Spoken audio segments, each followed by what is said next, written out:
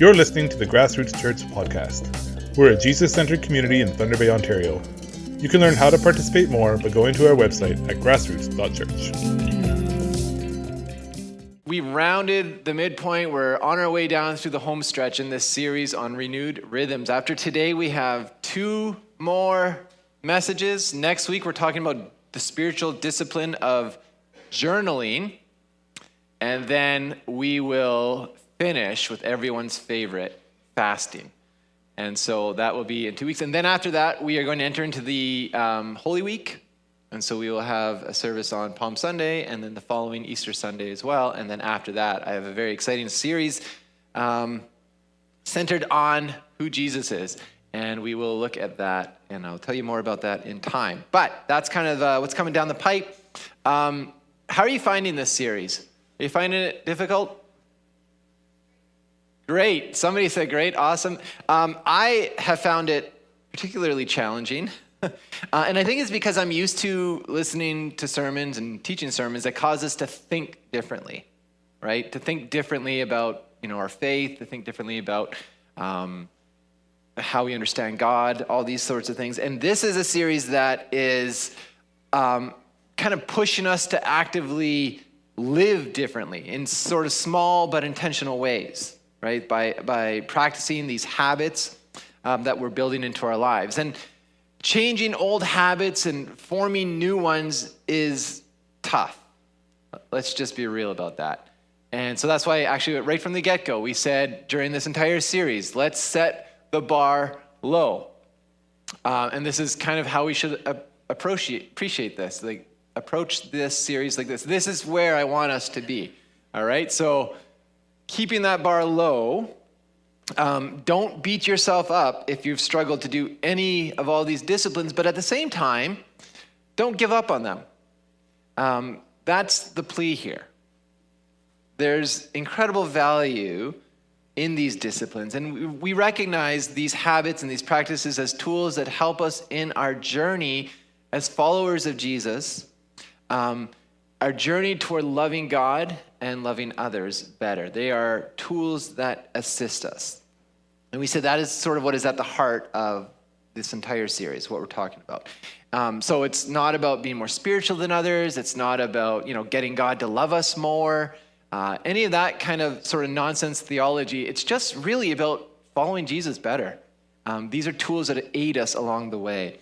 And so speaking of pursuing, that keeps flipping. I should have just had to go once and then left it, but sorry, you guys have to keep staring at that until the next slide. Speaking of learning to love God better and learning to love others better, here is a simple truth that will not surprise anyone in this room.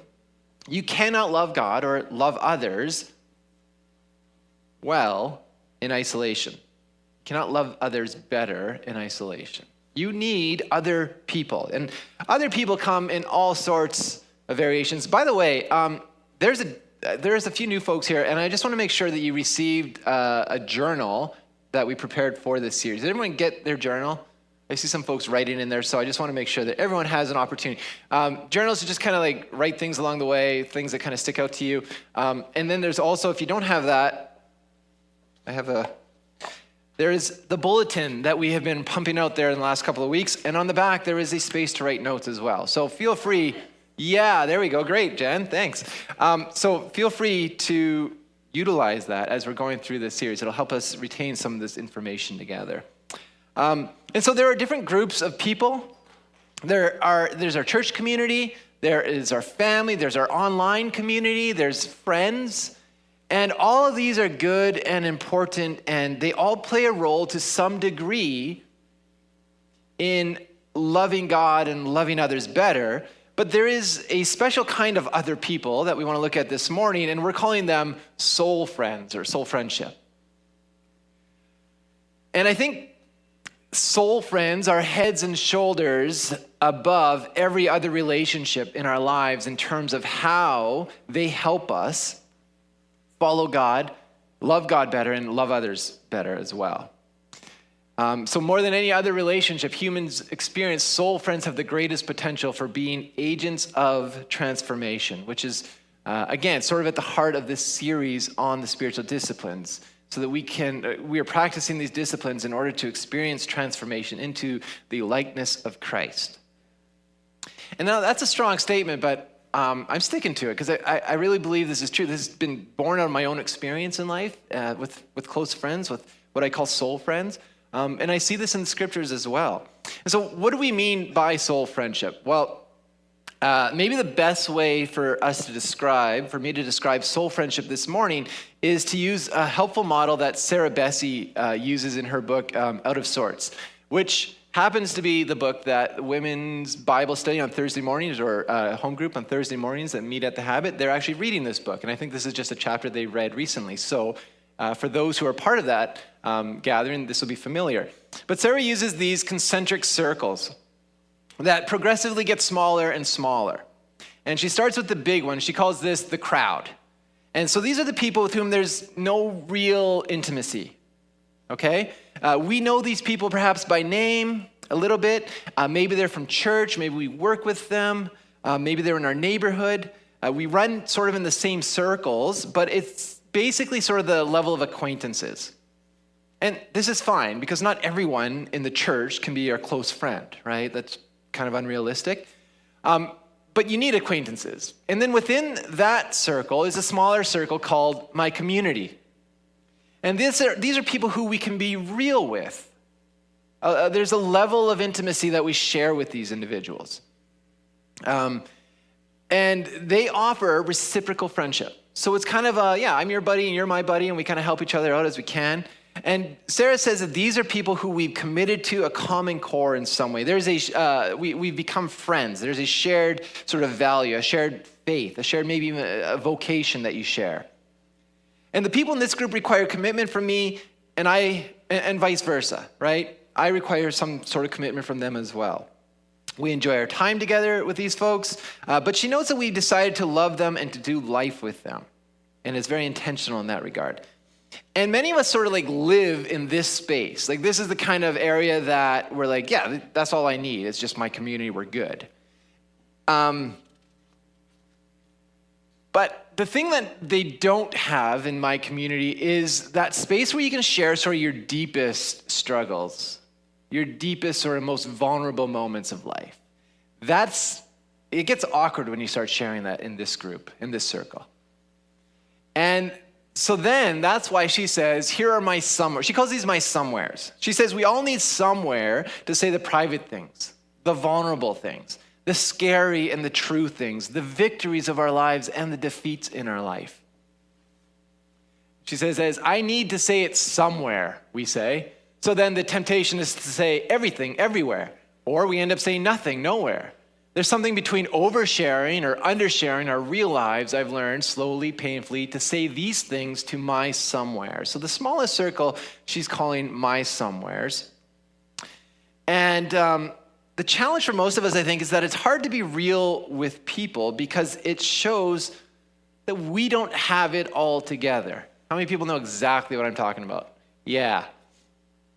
That we're actually not the sum of the highlight reel that we throw on our social media feeds, right? Like there is so much more to us than the best parts of us that we post online.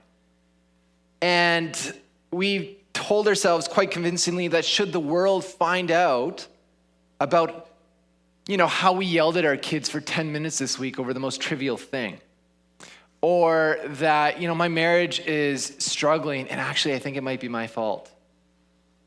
Or whatever blotches of our character or our outlook on the world, our struggles get exposed. If the world finds out about those things, then we're done. Right? This is the lie that we've told ourselves. And it's then, therefore, this sort of natural tendency, I would say, for most of us, maybe all of us to some degree, to kind of resist that, to kind of push against that, to kind of hide that part of ourselves from the world. And so we're all about protecting and preserving this image that we've worked so hard to curate, this image that we've worked so hard to present to the world. And so it requires work. It requires discipline. It requires intentionality to push against that tendency and to be real with people. And this is why Sarah writes this. She says, this is my learned spiritual discipline. I talk to my somewheres. I say discipline because that is what it takes for me to reach out during conflict. It's what it takes for me to reach out when my life isn't going so rosy, right? It's hard. It takes intentional discipline to be honest while I'm still in the midst of unfinished struggle. I have to say it out loud. Here are my contradictions. I don't always do it well. It's just sort of a vulnerability that you have to practice intentionally, willingly, being open to doing that in our lives with certain people. And of course, we want to strive to be authentic in all of the circles that we find ourselves in, whatever the context is. You want to be real. You don't want to put on a face necessarily. You want to present your true self. But it's also a reality that not everyone can handle the full package of who you are, right? Not everyone can handle the good and the bad because everyone else is dealing with their own crap.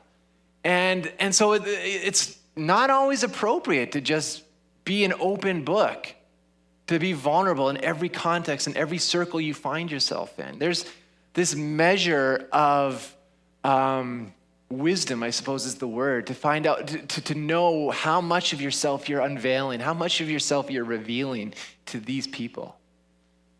And so what Bessie's calling my somewheres, I'm calling soul friends, right? And so our journal, if you look in your journals, the statement at the top says, we are created for community with others that move beyond the surface. When we share relationships that are founded on honesty and authenticity as disciples, transformation follows. And we're going to talk about that in a second, but let me try to just differentiate a little bit more between what I think soul friends are versus just sort of regular friends. And there are three aspects of a soul friendship, at least as I'm defining the term here, that I think will help guide this conversation and help us as we form this as a discipline in our lives. And the first is that soul friends get to see the inside track of our lives. That means they get to see the good, the bad, and the ugly. The things we're not proud of, the things we are ashamed of. Soul friends get to see that part of who we are. But they also get to see the good things, the things that maybe we're just unabashedly proud of, but we know that if we were to share this in this particular context, people see us as bragging or whatever, so we don't share it there, but our soul friends know better, and so we can share it there. And so the first part is this group of people get to see who we are when we take our mask off. They get the real deal. Any pretenses that we show to the rest of the world, our soul friends know better. They appreciate the pretenses. They're like, yeah, I get why you do that, but I know who you are, right? That's the first one. And then the second one is these are folks who understand that the degree to which transformation is realized is directly related to the amount of love and vulnerability and trust that is shared. Again, look at that statement in our journals, that it's through authenticity and honesty with others that transformation is realized. And so the kind of love that soul friendships are based on is agape love. And agape love is selfless and sacrificial. It's unconditional. It's the kind of love that God has for us. It's the kind of love that we, as those who are married, should have for our spouses. And by the way, our spouses, if you're interested in knowing or curious, would be folks who hopefully are part of that soul friendship group, right? But this is what agape love is. Agape love is the kind of love that is absolutely necessary for soul friendship to flourish. And in addition to that, there's this foundation or this assumption or this expectation that trust is there. And that trust is built over time. And with trust comes the availability, the allowance of a posture of vulnerability, which is what makes this whole thing tick. Trust and vulnerability, I see as sort of like the twin pistons that keep firing, and love is sort of the lubricant that makes it so that it doesn't seize, right? And as long as those pistons are firing, as long as trust and vulnerability are firing, then this soul friendship, this relationship can thrive. I think my dad would be proud of me for using that engine metaphor. I don't even know if an engine metaphor works, but I'm pretty sure it does. I hope it does. Anyway, so that's the second thing. So it's having trust, vulnerability, and love is sort of like the ingredients that make soul friendship work. And then the third thing, and this is, I think, perhaps, these are all sort of fundamentals. These are all required in our soul friendships. Soul friendships required a shared faith and a shared value system, right? And you are thinking right now of the people in your life who you consider your soul friends, and hopefully all three of these things are true in those relationships. That you have, again, a shared faith and value system. Again, referring to that journal statement at the beginning where it says that relationships are founded on honesty and authenticity as disciples. As disciples. As disciples or as Jesus followers. Jesus lays out for us this ethic for how we are to live, how we are to conduct our lives, what the way looks like. And the expectation is that as his followers, we walk in that way. Right? We follow in his steps. How do we live? And so soul friends hold each other accountable to that standard. And not a finger-wagging way, but also not in a sort of everything's permissible, do whatever you want kind of way. No, there is an expectation that in this relationship, there's a give and go, a back and forth that is like, hey, we are not setting the standard for how we live. We look to Jesus, and Jesus dictates how we are to live. And so when I see you not doing that, I'm going to call you on it, right? And if we have a relationship of trust and a relationship of vulnerability, we allow that. We allow that. And so that's sort of how I understand soul friendship to function, or what it looks like, what it is. And now the next question is, before we kind of get into sort of the how do we practice this as a discipline? I want to spend just 3 or 4 minutes talking about why we need to focus on soul friendship in the first place. Why do we care about this? What is the big idea? And the number one reason, I think, is because this is how Jesus structured his relationships. Very similar. And in fact, way back in Genesis, we read that God says it was not good for man to be alone, right? Life is never intended to be lived in isolation. We need one another. But more specifically than that, Jesus' own life and ministry reflect this pattern as well. Think about those concentric circles we looked at a few minutes ago.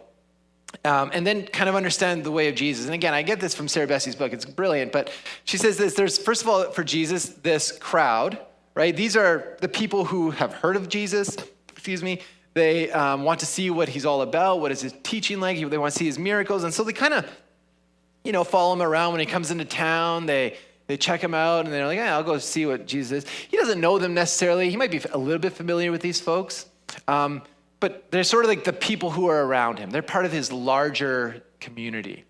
And then there are his followers, right? These are the people who are like, they're buying into what Jesus is selling, like this kingdom message that he's announcing. They're like, yeah, I'm interested in this. I'm seeing this new way of love that you're talking about, and it's really drawing me in. It's appealing to me. I see what you're doing to the sick and the lepers and all this.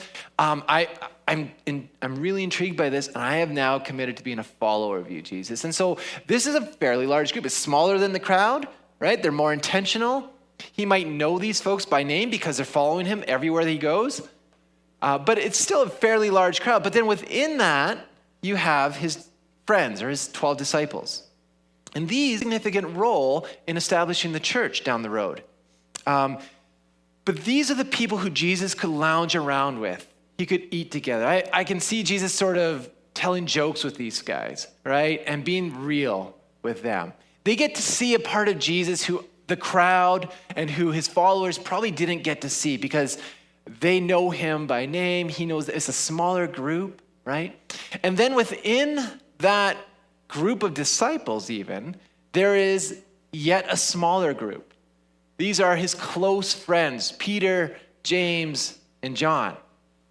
These are the ones who Jesus invites into intimate spaces with. They're the ones who experience the transfiguration with him. He invites them up to behold that ridiculous event. They're also the ones who in Jesus' most vulnerable moment, when he's in the garden, when he's about to go to the garden, he reaches out to these three close friends and he says, hey, will you come with me? Will you be with me in this moment while I just anticipate the most dreadful part of my life? Will you be there with me? He vulnerably asks his three closest friends to be with him in his weakest moment. And so so we see sort of this friendship, this relationship structure that Jesus holds. And you can see that as the groups get smaller and smaller, Jesus' openness and his vulnerability expands more and more, right? And it seems like if this is the pattern that Jesus approached his relationships with, it's probably a good idea for us to do similar. So that's the first part. And then the second part is because friendship in our day and age needs to be redeemed. It needs to be redeemed. We've lost sight of what it means to be a friend in our culture. So put soul friendship on the shelf for just a minute and just consider friendships in general. This word friend has become watered down in our world. If you have a friend on Facebook, in fact, you can have 5,000 friends on Facebook. And the question is, how many of them are actually really your friend, right? I mean, really.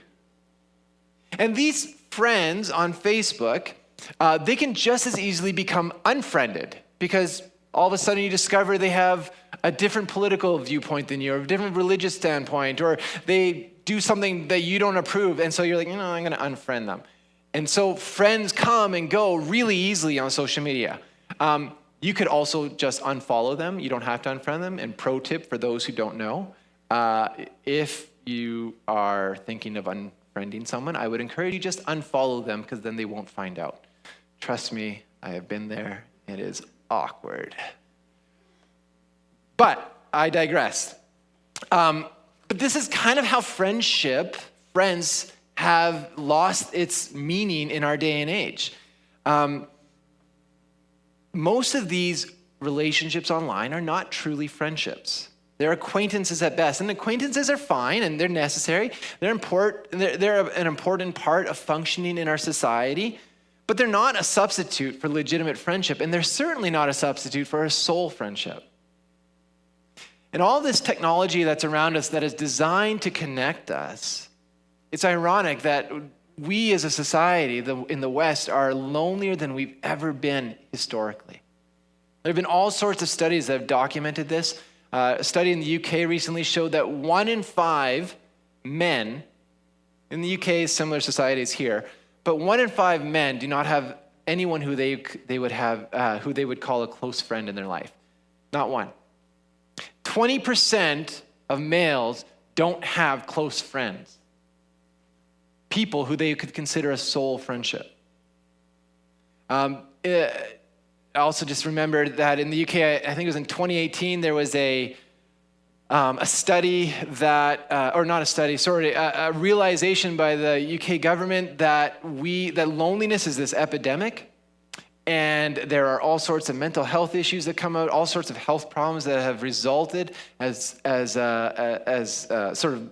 has come out of this epidemic. And so the government in the UK said, you know what, we need a minister of loneliness.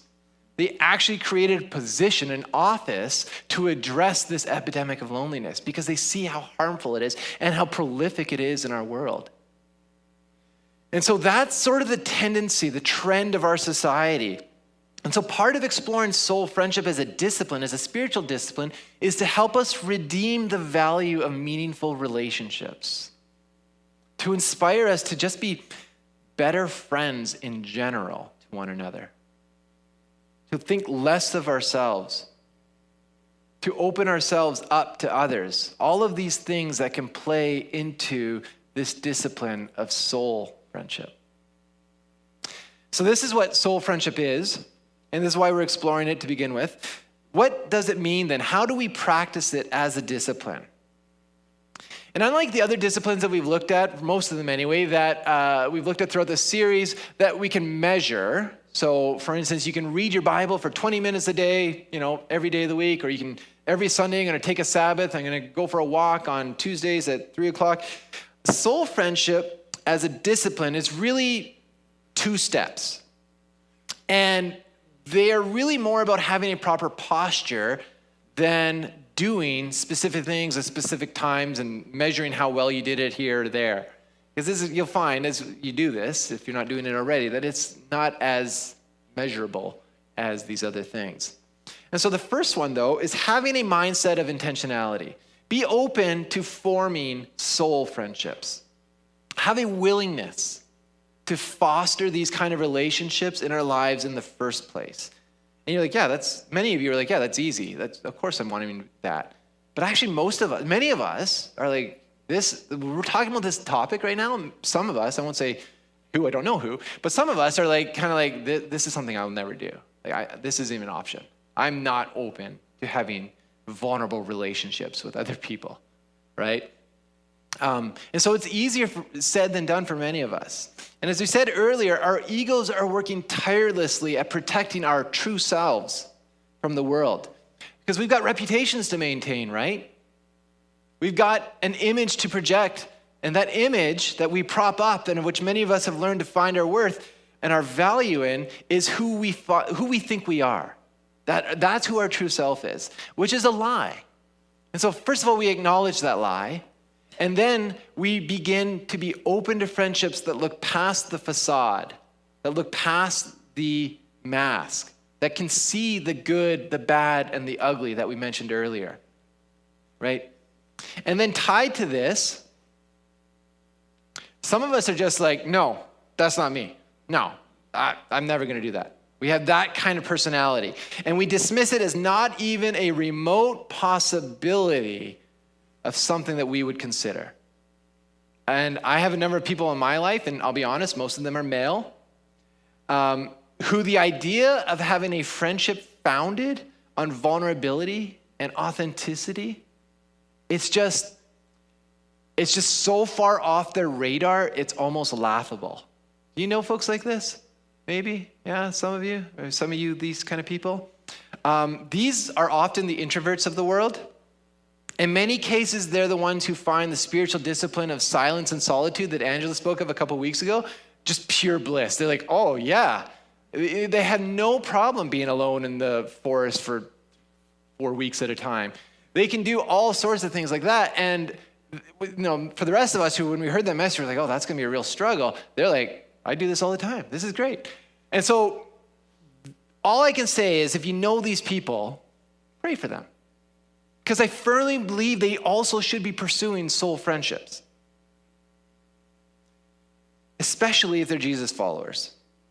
But I get it. Having soul friends for them is as insurmountable and as undesirable as a Monday morning without coffee, right? Or as, joining a diet that is kale smoothies and tofu burgers the entire time. Actually, that example doesn't work well because half this audience is like, oh, that's a great idea. But my point is well made, I think. You get my point. And so the other extreme of that is people who have this tendency to be too open, too vulnerable. Oftentimes, these are the extroverts in our lives. I know them well because I'm one of them, who thinks it's best to be an open book to everyone all the time. And I like what Sarah Bessie says here. She says we're not made for friendship promiscuity. And Brené Brown, who's the great researcher on vulnerability, she says to only share with those people in our lives who have earned the right to hear your story, right? Vulnerability is a gift that you don't just give anyone and everyone, which is why it's a discipline for both folks on the end of the spectrum. It takes intentionality. It takes wisdom. It takes perspective. It takes a certain amount of perception. I feel like I'm going to just click through that and you can just sit here. It takes perception to see the other in order to cultivate relationships of intentionality.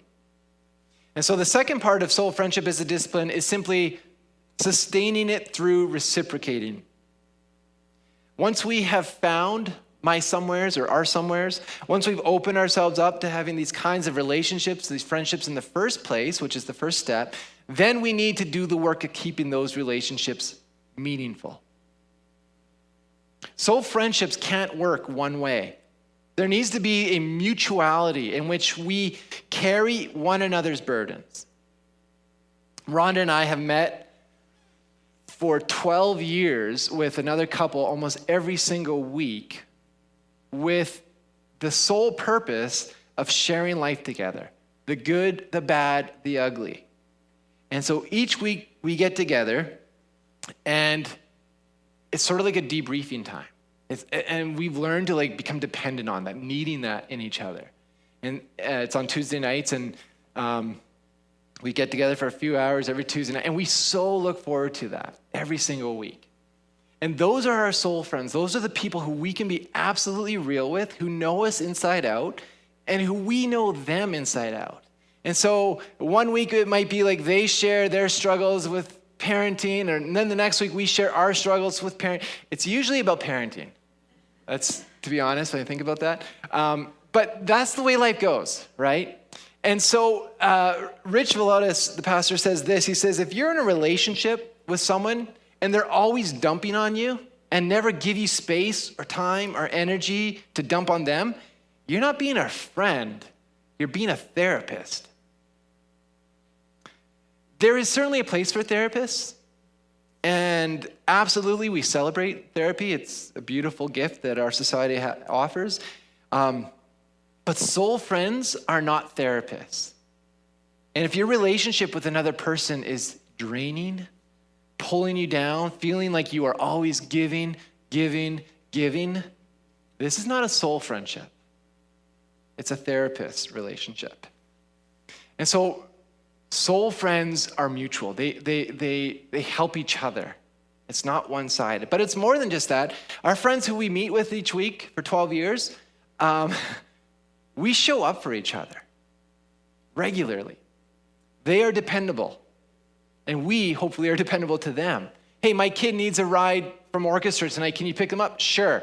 Hey, my kid needs a ride to youth group tonight. Can you drive them? Absolutely. Can you pick up my kid for squash? Absolutely. It's weird that all my examples of depending on each other are basically being each other's taxi service. But I think that's just sort of the stage of life we're at right now. But anyway, again, it's this willingness to be each other's, to just help each other out with life. Life is hard enough as it is. You need those kind of close friends that you can do that. And this is what agape love is. Agape love is self-giving. It's sacrificial. It's like, hey, I'm here just to help you make your life a little bit better. And when they're doing it back, let me tell you, life isn't just like manageable. Life becomes beautiful to live. Life is wonderful that way. And so the last part of this is the not so nice part of soul friendship, but it is absolutely integral to forming this discipline, to being a part of this. And it's being willing to enter into those awkward spaces and saying the hard things, right? None of us like doing that. But these are the things that actually lead to transformation, friends, to repentance, to a change of heart. The hard things that cause course correction. Doing things that, though they may be difficult, we know they will lead us to a closer relationship with Jesus, closer intimacy with Jesus in the end. And we live in a world of echo chambers where everything we say, we get told that we're right? And we have the luxury these days that if something offends us, it agitates us, it challenges us too much, it goes against what our ears like to hear, what our desires are, the things that our heart wants, then we have the option of just sort of walking away, turning in a different direction, and finding another group of people who will support us and continue to feed us and tell us that we're right, and tell us that it's okay that we're doing this, if we've chosen that approach. And so it allows us to avoid those people. And that new group of people that we find, that supports us, that kind of reinforces everything we want to hear, they are our acquaintances. They're going to call themselves our friends, but they're not our friends. They are our acquaintances. And these are people who will unabashedly and without question prop you up, tell you what you want to hear, whether it's to affirm a political position, a religious position, maybe your stance on different social issues. They'll let you know that, you're right, you're absolutely right. Maybe it's a career choice. Maybe it's how you parent. Maybe it's how you spend your money. And they'll just, everything you're doing is right. Nobody's going to question that. And there's so many ways of finding people to support you in that. And it's easier today perhaps than ever before. And so the role of soul friendship in my mind, and this is the hardest part, is to be able to step into that blazingly awkward space with courage, with conviction, and to speak truth. Amen? To challenge one another. To challenge one another when we're simply not looking like Jesus. And again, if that engine of trust and vulnerability is firing, is well lubed with love, then we should be able to receive that challenge and that conviction with grace. But this is not a natural tendency, which is why we are throwing this in the list of spiritual disciplines, because it takes work. It takes intentionality. It takes being mindful of being able to do that with those people in your life who you've formed soul friendships with. I was speaking with a friend not too long ago, and he made a career change a few years back that at the time I remember thinking, I don't think this is the direction you should go in. Working with his company. There are a bunch of red flags. I thought, I never said this to him, I thought he is in for a whirlwind of trouble down the road. And as it turns out, things ended up coming undone. Lasted a few years, but it eventually sort of unraveled. And when I was meeting with him the other day, I told him, I actually said this to him, I said, I wish we were better friends back then so that I could have spoken this to you then and helped you avoid this world of trouble that you've encountered now. In other words, what I was saying was, if we were soul friends and we had that level of vulnerability and trust and love, if that was the foundation of our relationship back then I could have spoken this into your life and you could have avoided all of this.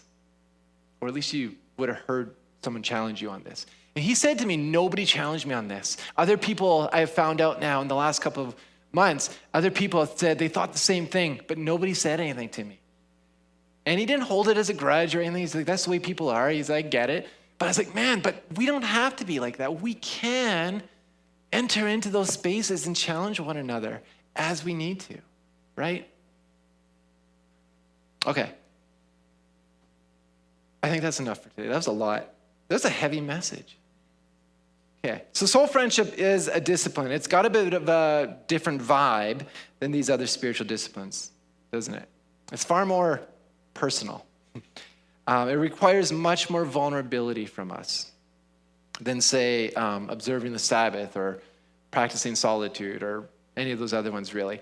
And yet, I'm not sure there is a more practical discipline that can move us toward being transformed into more Jesus-y types of people than if we practice this with intentionality. No matter how hard it might be, no matter how averse you are to entering into these spaces with other humans, I'm challenging this week. Become open to it. Because I think the payoff is huge. I think this is what leads to transformation. And I'd love it if our community could take this challenge on, incorporating soul friendships into our lives, if you're not already doing that.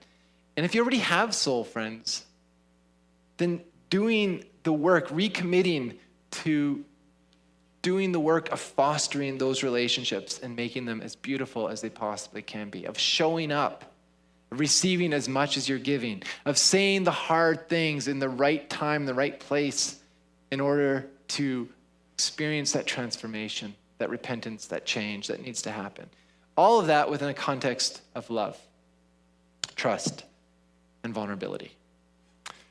So there's this song, I'm not going to play it because we're already at 11:15, that Ron and I listened to. It's called Find Your People, and it's by Drew Holcomb. Has anyone heard of Drew Holcomb?